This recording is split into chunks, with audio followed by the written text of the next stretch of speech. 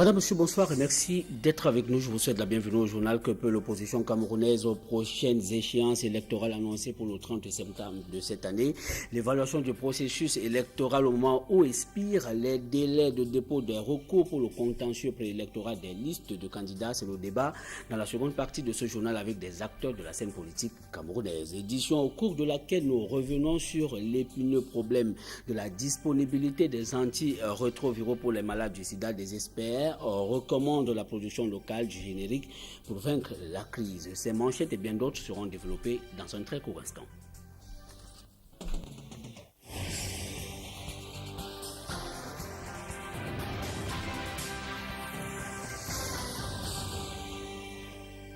De la santé à l'ouverture de la première partie de cette édition, 5 milliards de francs CFA pour l'achat des ARV, c'est peut-être insuffisant, mais toutes choses qui permettent de faire pousser un ouf de soulagement aux malades du VIH-Sida, une dotation qui arrive dans un contexte marqué par la pénurie des antirétroviraux. Le ministre camerounais de la Santé publique en a fait mention hier au cours d'un point de presse aux journalistes à Yaoundé. Yannick Mbazoua. C'est une bonne nouvelle pour les personnes sous traitement antirétroviraux. Son Excellence M. Paul Biya, président de la République, chef de l'État, vient de décider du déblocage d'une somme supplémentaire de 5 milliards de francs CFA pour l'achat des antirétroviraux. En dehors de ces financements de Paul Biya, le Cameroun va aussi bénéficier du soutien financier de ses partenaires au développement. Le gouvernement américain, à travers PEPFAR, 2,9 milliards de francs CFA.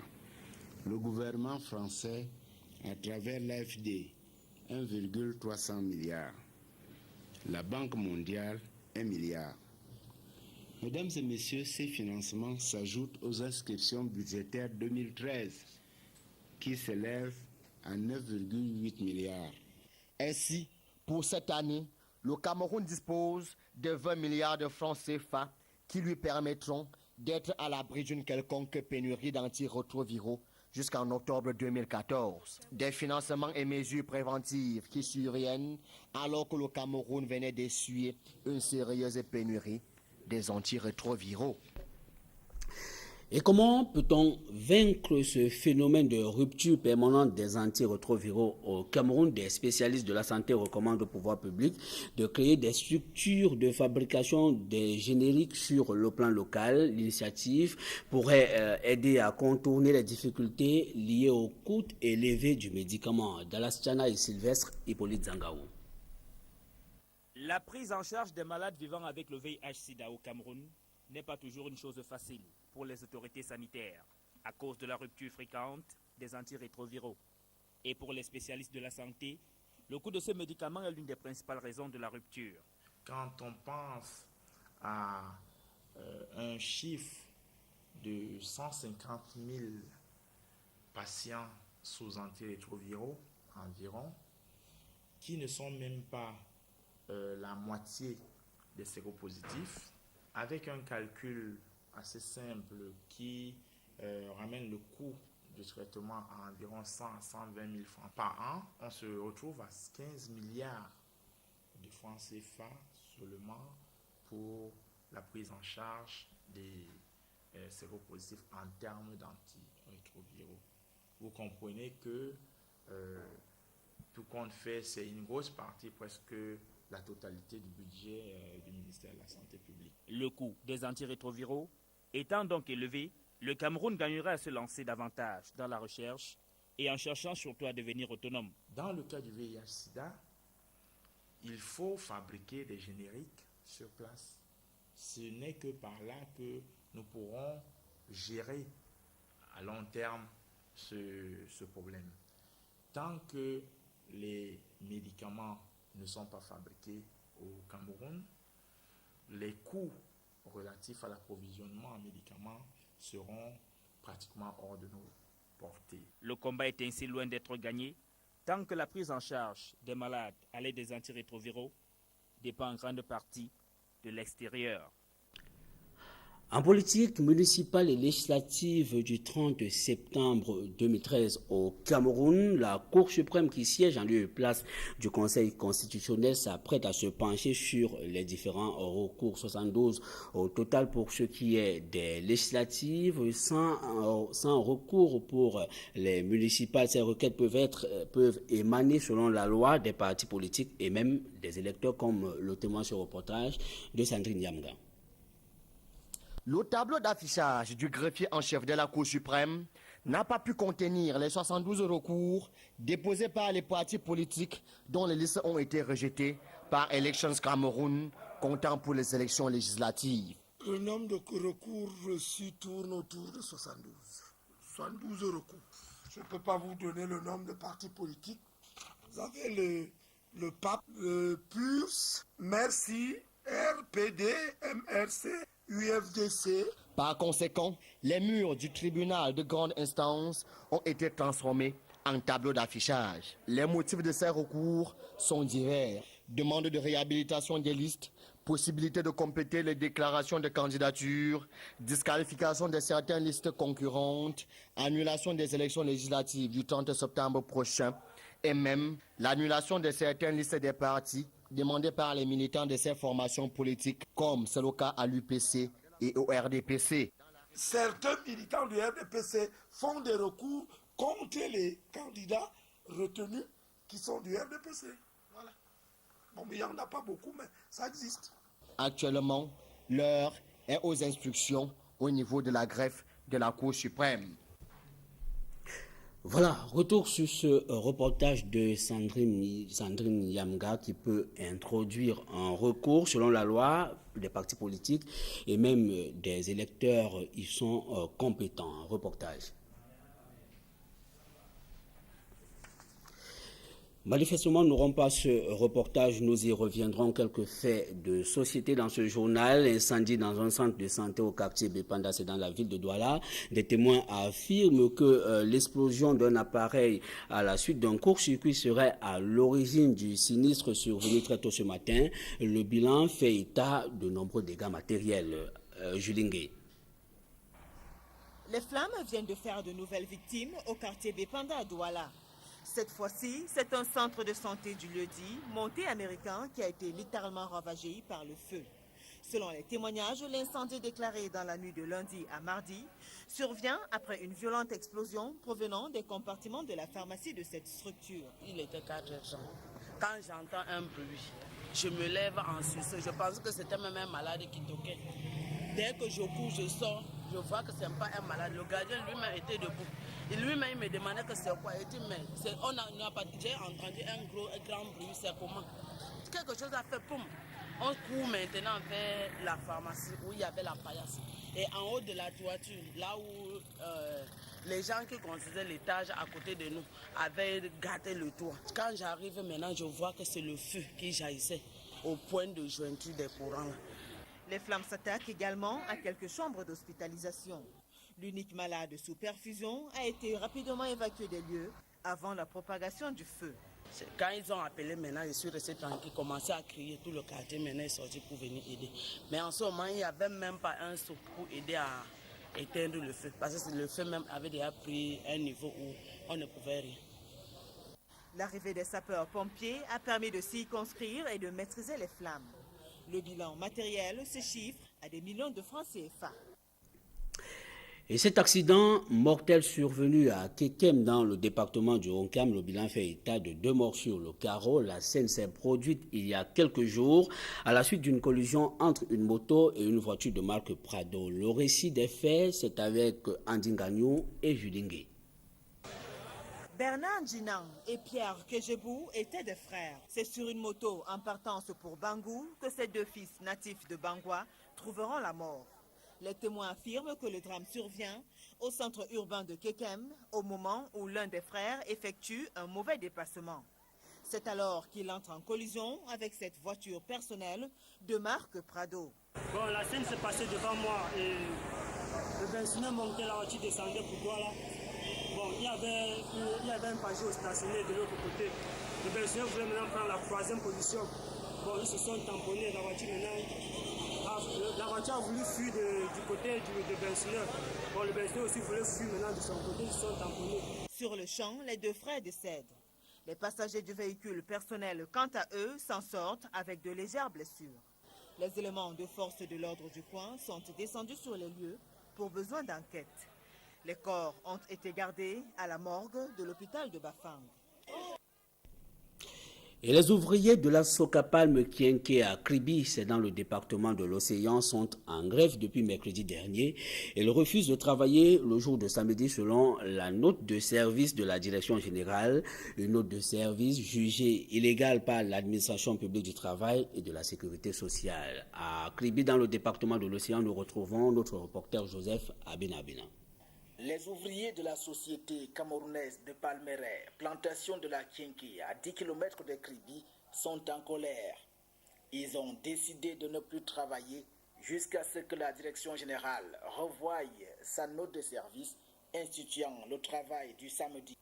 Même la concertation avec le préfet de l'Océan en visite de prise de contact n'a pas pu fléchir les ouvriers, bien que souhaitant qu'il y ait un climat de collaboration. Nous avons renforcé consolidé leur conviction de continuer dans cet élan de paix, de compréhension mutuelle, de considération des uns et des autres et d'être à l'écoute des travailleurs pour que justement, s'il se trouvait qu'il y ait des incompréhensions, que celles-ci soient évacuées le plus rapidement possible. Les ouvriers, même si les conditions de logement semblent changer à la Socapalme, ont adressé des correspondances indiquant leur mécontentement de la décision unilatérale de la direction générale. Quand nous allons même travailler jusqu'à samedi, on n'aura plus le temps d'aller même dans les champs. Pour ceux qui sont même les chrétiens, la journée de dimanche, ils ne pourront même plus vraiment faire des travaux. D'ailleurs, ils ne peuvent plus faire un travail. L'institution du travail du samedi est illégale d'après l'administration publique.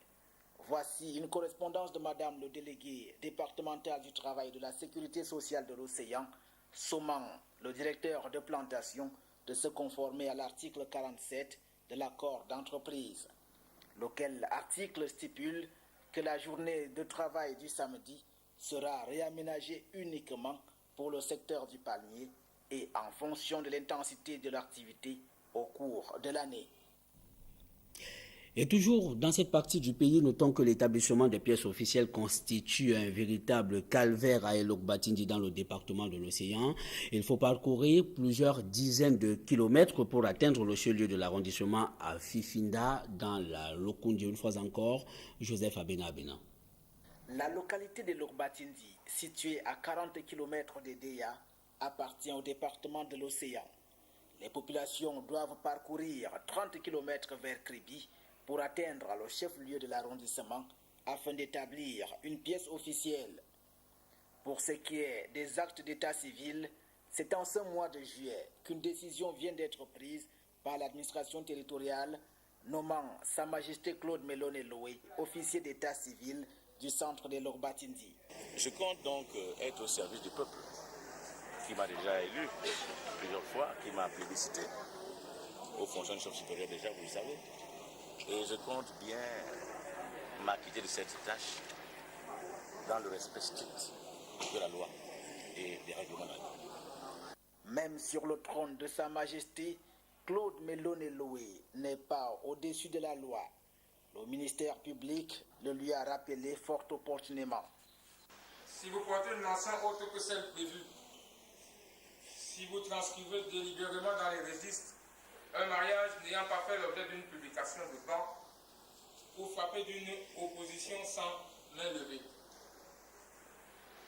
Vous serez également passible des peines de l'article 149 du même code, c'est-à-dire un emprisonnement de 3 mois à 1 an et d'une amende de 5 000 à 70 000 si vous dressez un acte de mariage sans vous assurer que les consentements nécessaires à sa validité ont été accordés. L'arrondissement de Lokundi, auquel appartient la localité de Elok-Batindi, entoure pratiquement les arrondissements Kribi 1er et Kribi 2e par sa superficie. Un véritable calvaire pour les populations condamnées à se rendre à Fifinda, le chef-lieu, pour se faire établir une pièce officielle. Et dans nos marchés, ce reportage magazine sur la hausse du prix de l'oignon. Un sac de 25 kg est passé de 10 000 à 15 000, voire 17 000. Le panier de la ménagère prend un sérieux coup. Yannick Mbazoua. L'oignon est un ingrédient indispensable dans toutes les cuisines. Bon, ça apporte déjà la force dans le corps et plus dans ça, ça nous renforce les muscles du corps. Donc c'est bien pour l'assaisonnement des nourritures aussi et ça joue beaucoup plus dans notre santé aussi. Et pourtant, il est devenu une denrée rare. Pour le moment, l'oignon est un peu rare. Et pour cause, ses prix ont connu une véritable augmentation.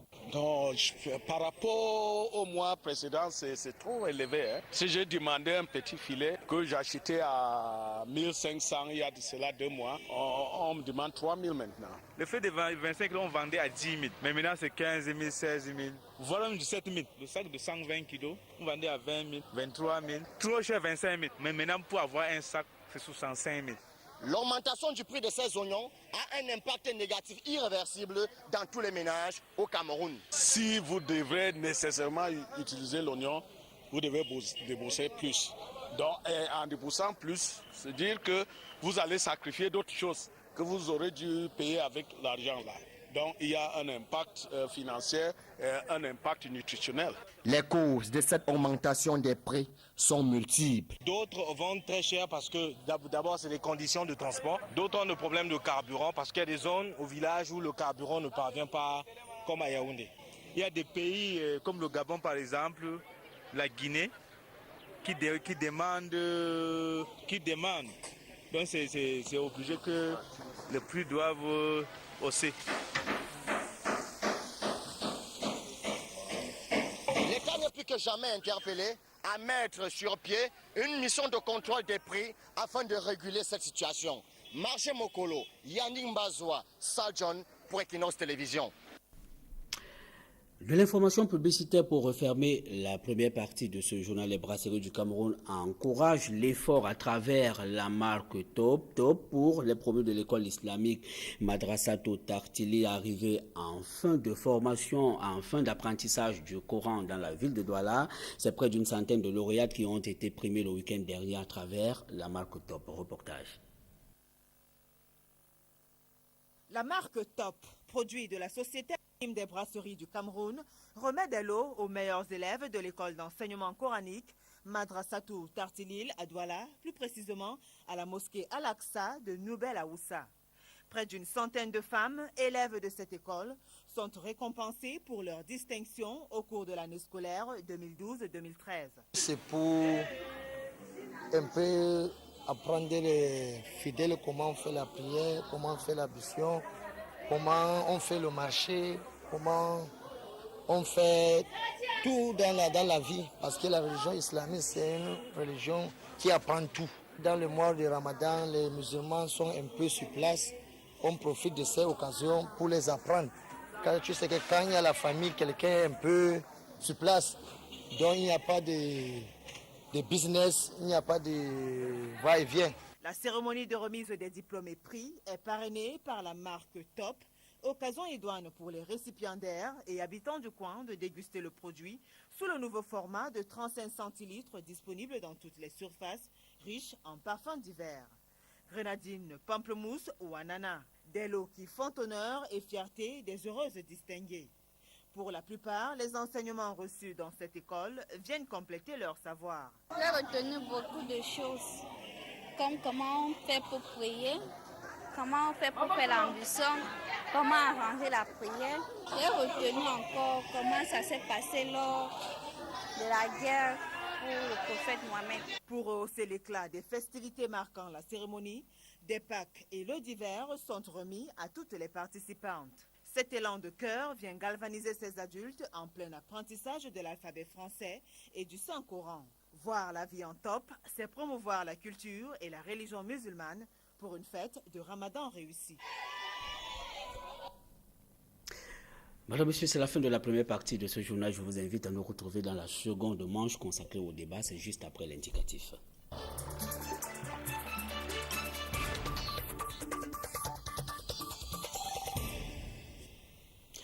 Merci de nous retrouver dans la seconde partie de ce journal consacré au débat comme annoncé à l'entame de cette édition que peut l'opposition camerounaise aux prochaines échéances électorales annoncées pour le 30 septembre de cette année. Pour en parler ce soir, nous recevons sur le plateau de 20h deux acteurs de la scène politique camerounaise. Salomon Djamène, bonsoir. Bonsoir. Vous êtes membre du comité central de l'ANDP qui est représenté au Sénat. Merci d'avoir accepté ce plateau. En face de vous, Xavier Belémé Anang, bonsoir. Oui, bonsoir, Fédéron. Secrétaire régional à la communication pour le compte du SDF. Oui, c'est exact. Voilà. Je vous remercie pour votre invitation, voilà. L'honneur que vous nous faites. Voilà. Ce mardi était l'expiration du délai imparti pour le dépôt des recours à la Chambre administrative de la Cour suprême pour ce qui est des municipales. Samedi dernier, c'était pour les législatives. Déjà, jusqu'ici, comment est-ce que vous appréciez le processus électoral camerounais depuis la convocation du corps électoral, en passant par la publication des listes et à la veille, n'est-ce pas, de l'ouverture du contentieux préélectoral des listes? Oui, je vous remercie, Maroc. Je voudrais d'abord souligner une chose extrêmement importante, c'est que depuis 1992, ou 1992, l'OS a décidé de participer au processus électoral au Cameroun. Nous avions pris part à toutes ces élections. Et à chaque élection, il nous a donné l'occasion d'expliquer les carences et les comportements malsains qui précédaient l'organisation de chaque élection au Cameroun. Et 1997 a été l'occasion pour nous de démontrer qu'il fallait un organe indépendant. Et 2007, qui est plus récent, et grâce à notre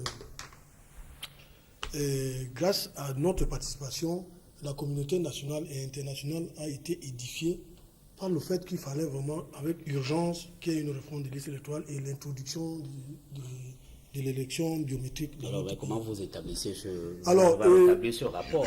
Voilà. Grâce à votre participation, l'opinion s'est rendue compte qu'il fallait un certain nombre d'instruments pour parfaire le processus électoral camerounais. Oui, et nous l'avions... Est-ce que vous ne revendiquez pas trop de victoires qui ne vous reviennent pratiquement pas? Non, si, parce qu'au présidentiel, je vous souviens, M. Maroc, vous êtes l'historien du présent. En tant que, à votre qualité de journaliste, que nous avions démontré en 2011, tous contre nous, qu'il fallait introduire le système biométrique. Mais le pouvoir en place s'est entêté à le faire. Et nous avions dénoncé ELECAM dans sa composition actuelle à travers la violation des articles 8 et 15 de la loi qui crée portant création de l'ELECAM. Et aujourd'hui, il est démonté, au vu de ces élections aujourd'hui, que l'ELECAM s'est rangé carrément du côté du RDPC. C'est une antichambre du bureau politique. Je vais prendre pour preuve simple, pour des éléments simples. Nous prenons Douala où nous nous retrouvons et le littoral. Si vous prenez la liste du RDPC, ou législative à Vouri-Est, dont on se retrouve avec si l'ELECAM avait été sérieux, il n'était pas partisan. Un candidat législatif suppléant, en l'occurrence, un certain Tamak Guy Emmanuel, se retrouve en même temps sur la liste du RDPC. C'est ce que vous voulez dire. Le monsieur Ngaran, qui a un problème de triple identité, on ne sait pas aujourd'hui s'il s'appelle Ngaran, Isaac ou Ngaran, il est né en 51 ou en 54, on ne sait plus quand est-ce qu'il est né. Au niveau du Vouri Centre, on se retrouve avec une liste de titulaires, 3 titulaires du RDPC au Vouri Centre qui violent carrément les principes tels que énoncés à l'article 164. C'est pour cela que il n'a pas respecté la composante sociale. Pareil pour la Sanaga maritime. Parce qu'on ne milite pas pour pratiquement pas, ou absolument pas pour la perfection. C'est pour cela qu'il y a des voies de recours qui peuvent être exercées par des formations politiques ou encore par des... Je suis d'accord avec vous, M. Mao, parce que quand on prend cela, quand on prend l'exemple de la liste des municipales SDF dans la commune de Nianon, pour nous, c'est l'exemple. Cette liste qui a été la première liste a été déposée en Sanaga maritime, tout parti politique confondu, se retrouve être disqualifié, qui manque les originaux de paiement de cautionnement, alors que cela a été déposé. Voilà donc comment l'ELECAM démontre qu'ils ne sont ni neutres ni impartiels. Dans tous les cas, on comprend que vous retenez beaucoup de failles dans le processus jusqu'ici. Salomon Djamène. Écoutez, je vais remarquer déjà que l'avènement du multipartisme au Cameroun remonte tout au début des années 90. Tout au long du processus d'organisation des élections, n'est-ce pas, en passant par les locales et les élections présidentielles, on a vu le processus s'améliorer au fil des temps. Tout au début, on a eu l'administration territoriale qui était elle seule en charge, n'est-ce pas, de l'organisation des élections. Des faits, ça et là, ont été décriés. Les acteurs de la société civile, les hommes politiques, s'y sont mis dans le combat. Ensuite, on a eu Onel, qui aussi allait de son approche.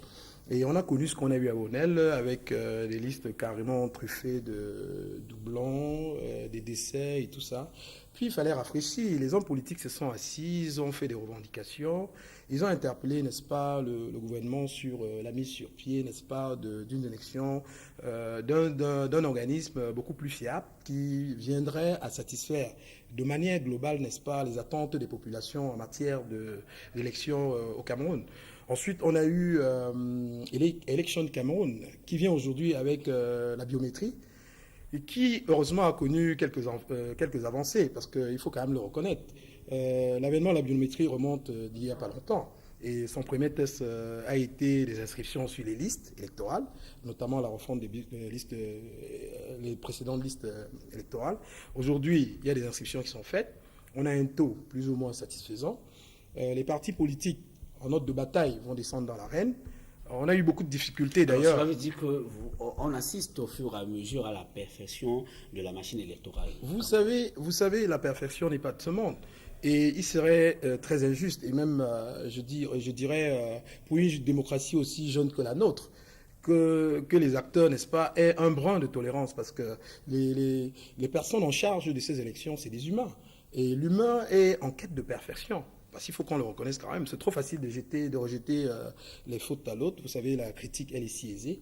Mais là, c'est tout autre chose. Cela veut dire qu'aujourd'hui, vous êtes satisfait de ce processus pour ce qui est des prochaines consultations. Vous savez, on ne saurait être satisfait de manière globale. Alors, il y a des choses à refaire. Ce qui est à refaire, se situe à quel niveau? Je pense que le compatriote en face a développé ça et là. Je ne vais pas revenir dessus. Vous partagez les inquiétudes et les nombreuses irrégularités qu'il a essayé de mentionner. Moi, je suis même parti pour dénoncer, n'est-ce pas, l'attitude des responsables de l'ECAM, qui n'est que les distributions des cartes n'est atteint leur thème, qu'on demande aux Camerounais, qu'on leur rappelle qu'ils ont le droit de voter avec des identités. Qu'est-ce que ça dénonce? Et je prends en témoin le ministre Ishaki Roma, qui d'ailleurs, dans une publication, attirait l'attention, n'est-ce pas, des populations sur les éventuels bourrages, où il se disait qu'il était entré dans une espèce de préparation, il sensibilisait les siens sur les avant-gardes de ce qu'il faut faire pour éviter cela.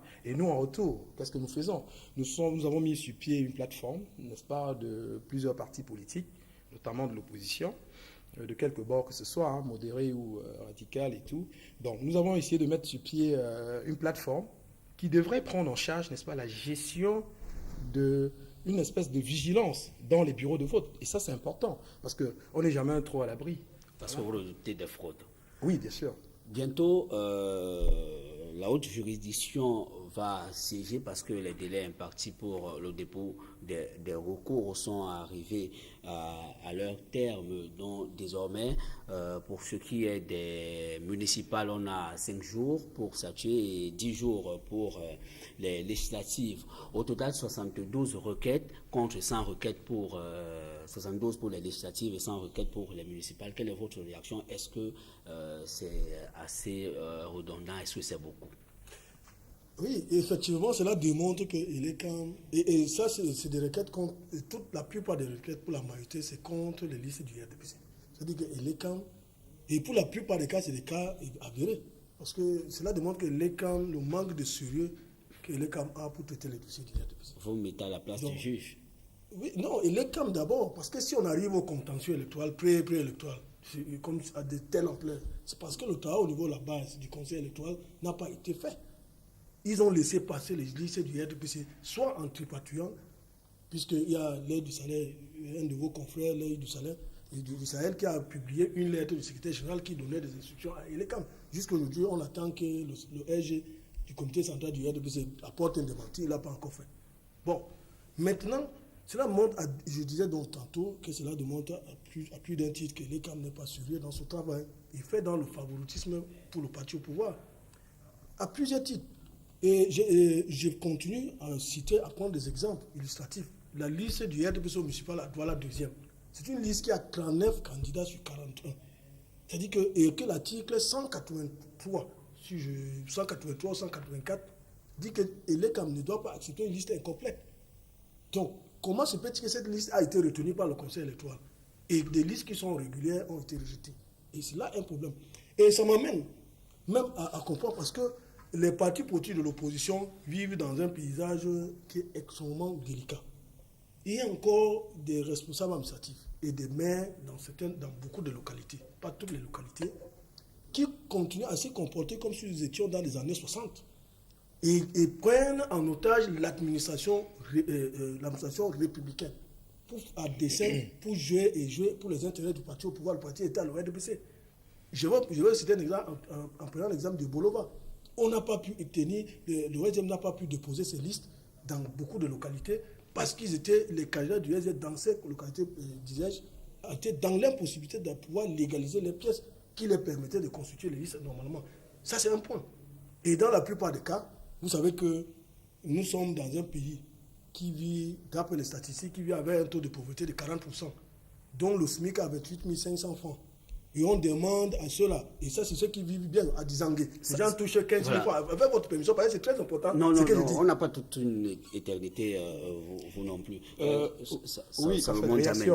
Est-ce que vous avez le sentiment qu'on est parti prenant dans un jeu déséquilibré et que ce déséquilibre joue en la défaveur de l'opposition camerounaise? Est-ce que l'opposition ne cherche tout simplement pas à justifier sa précarité sur le plan organisationnel?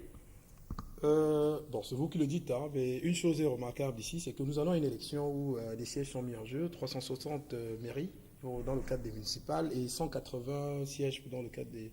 A priori, l'adversaire, le RDPC, a déjà un maximum de sièges et de mairies en avance. Donc, globalement... Dans les circonscriptions, il n'y a pas d'adversaire. Oui, il n'y a pas d'adversaire. Donc, a priori, le débat ne se pose plus. Maintenant, est-ce que les sièges, les circonscriptions dans lesquelles les partis d'opposition sont en compétition avec le RDPC, le jeu démocratique est plus ou moins ouvert? C'est toute la question à laquelle nous devons répondre. Et on dit à ce titre que le jeu, une fois de plus, est faussé. Mais seulement, on parlait de recours aujourd'hui. Les partis politiques sont dans leur rôle. On n'a qu'à voir la pléthore de recours qui ont été faits auprès du Conseil constitutionnel, notamment Est-ce que ça justifie le fait que Elections Cameroun a péché dans son exercice? Vous savez, je vous l'ai dit précédemment, Élections de Cameroun, c'est fait par des hommes. Et quand on connaît la qualité des hommes qui constituent Élections de Cameroun, on peut tout de suite craindre, n'est-ce pas, une espèce d'immixtion.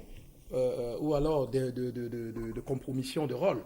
Donc on peut, pour ne prendre que le cas que le compatriote a cité aujourd'hui, à Douala deuxième, où on a une liste de 39, est-ce que l'ECAM est dans son rôle de recevabilité d'un dossier d'investiture, de candidature, pardon, à 39, c'est-à-dire 41 moins 2, est-ce que l'ECAM en a le droit? Que dit la loi à ce sujet? Que dit le code électoral? Non.